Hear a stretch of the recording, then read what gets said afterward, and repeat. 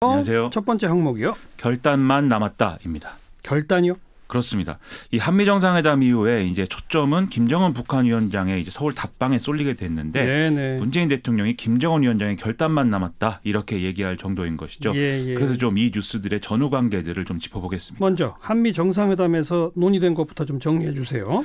회담 직후에 양 정상이 크게 두 가지 점에서 공감대를 이뤘다 이렇게 이제 발언 내용 공개했는데 첫째는 완전한 비핵화가 이루어지기 전까지 대북 제재를 유지한다 이거였습니다. 네. 둘째는 김정은 북한 국무위원장이 서울 답방을 할 경우에 북미 간 비핵화 대화에서도 긍정적 역할을 하는 모멘텀이 될 것이다. 이 점을 확인했다였다는 겁니다. 그 두 가지는 북한 입장에서 한 가지는 긍정적인데 한 가지는 부정적이네요. 그렇습니다. 이 그간 북미 대화가 교착 국면에 빠진 이유는 이제 제재 완화 논의에 대한 이견이다. 이렇게들 많이 봤는데요.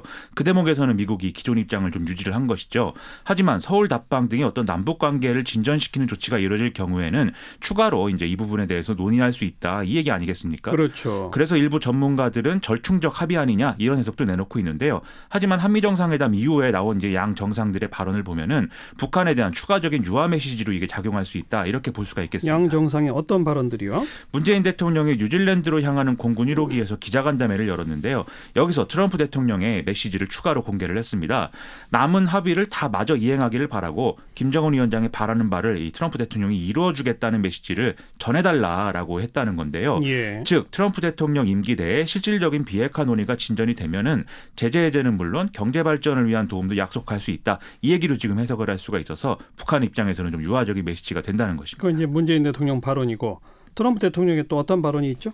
워싱턴 DC로 향하는 귀국길에 기자들에게 김정은 위원장과의 2차 정상회담은 내년 1월이나 2월에 열릴 것으로 이제 예상이 되고 회담 개최 진로는 3곳을 검토 중이다. 이렇게 얘기를 했거든요. 네. 또 마이크 폼페이오 미국 국무장관도 미국 언론과의 인터뷰에서 내년 1월 1일 직후에 정상회담이 이루어질 것으로 생각한다. 이렇게 얘기를 했습니다. 그동안 이제 미국이 좀 이것에 대해서 소극적으로 돌아서는 거 아니냐 이런 우려가 있었던 건데 이런 발언들을 통해서 이 트럼프 대통령이 여전히 강한 의지를 갖고 있다. 이 점이 확인된 것이기 때문에 좀 이 점을 봐야 된다는 것이죠. 그러면 이제 정말 김정은 위원장이 서울 답방을 하느냐 하는 결단만 남았는데 아직 의사 표명은 없어요?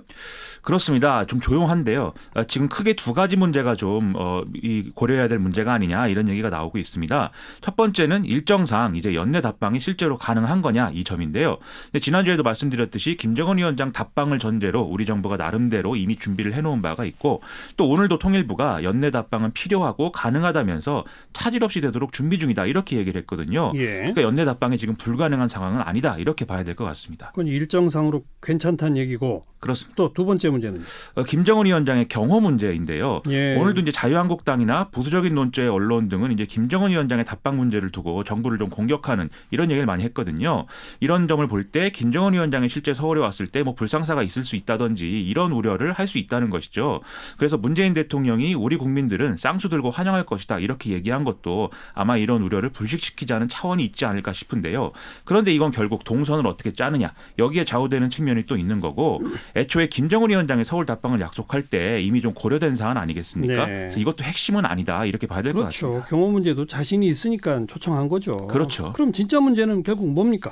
결국 이제 서울 답방으로부터 시작해서 북미 정상회담까지 가는 이 협상 국면을 지금 조건하에서 북한이 받아들일 거냐 이게 이제 핵심일 수밖에 없는 것이죠. 그리고 이것은 어떤 의미로든 뭐 비핵화와 관련한 직접적인 추가 조치라든지 또 검증 관련 논의에 이제 북미 간 논의의 진전 이런 것들을 의미하고 있는 것인데요.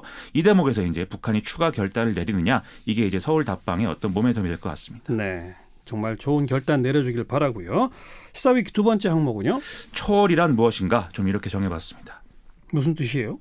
무엇인가 시리즈가 좀 유행했고 지난주에 또 이 무엇인가 칼럼 쓰신 교수님도 또 출연하지 않았습니까? 그래요. 이해관계를 초월하자 이런 국회 논의가 진전이 되고 있지 않아서 저도 좀 근본적인 질문을 던져봤습니다. 아, 국회에서의 이해관계 초월. 그렇습니다. 그리고 첫 번째 월요일 날 왜 초월회라고 있잖아요. 그렇죠. 이 오늘도 이제 진행이 됐거든요. 문희상 국회의장이 여야 원내 5당 대표들하고 당파를 초월한 논의로 좀 합의를 이루자 이런 차원에서 매월 첫째 월요일에 정례적으로 하기로 한 이 모임이 초월회인데 예. 근데 오늘도 이제 초월적인 어떤 합의 이런 것들은 이루어지지 않아서 좀 실망스러웠습니다. 오늘은 쟁점이 뭐 예산안 선거제도 이거였겠죠? 그렇습니다. 이해찬 더불어민주당 대표가 예산안 처리 법정 시한이 어제였다 이 점을 강조를 하면서 바른미래당, 민주평화당, 정의당이 이 선거제도 문제와 예산안을 연계시켜 시켜서 통과를 못 시킨다 이렇게 얘기한다는 이 사실을 접하고 경악을 금할 수가 없었다 이렇게 얘기를 했거든요. 그러면서 30년 정치를 했는데 이런 건 처음 봤다라면서 예산안을 먼저 통과를 시키고 선거제도 개편 논의를 하자 이렇게 제안을 했습니다. 예. 반면 예산안 처리와 선거제도 개편 연계를 지금 주장하고 있는 이 3당의 대표들은 빨리 선거제도 개편 논의를 진행하는 게 해결책이다. 이 주장을 급히지 않는 그런 모습이었습니다. 자유한국당은 뭐라고 그랬어요? 이게 이제 재밌는 대목이죠.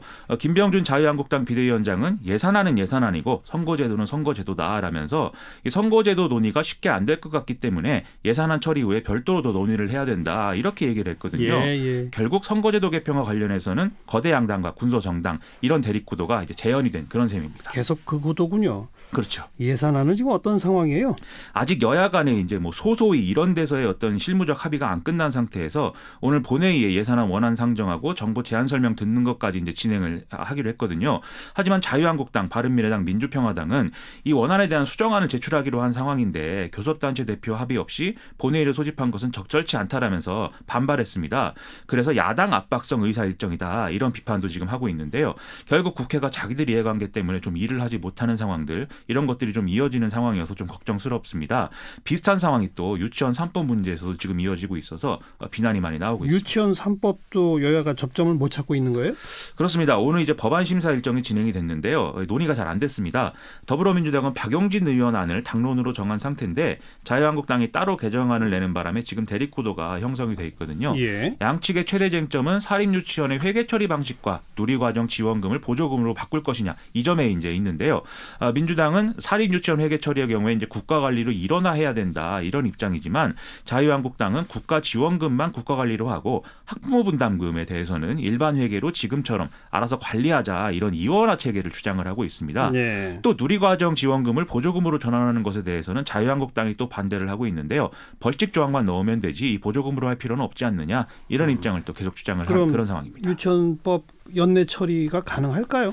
일단 정기국회 일정이 이번 달 9일까지인데 이 안에 결론이 나지 않으면은 올해 안에 법안 통과가 되는 것은 이제 쉽지 않다 이런 얘기들이 이제 많이 나오고 있는데요. 하지만 또 정치는 가능성이 예술이라고도 하니까 좀 끝까지 지켜봐야 될 것 같습니다. 특히 유치원 3법은 국민적 관심사가 큰 사안인데 이것마저 좀 유불리 따지다가 미온적으로 할 경우에는 좀 정치가 신뢰를 회복하기가 어려워지지 않겠습니까? 그렇죠. 이런 문제야말로 좀 당파와 이해관계를 초월하는 모습을 보여줘야 될 것 같습니다. 그래서 초월이란 무엇인가? 그렇습니다. 당파와 이해관계 제발 좀 초월해달라. 그렇습니다. 네, 수고하셨어요. 고맙습니다. 김민아 기자였어요.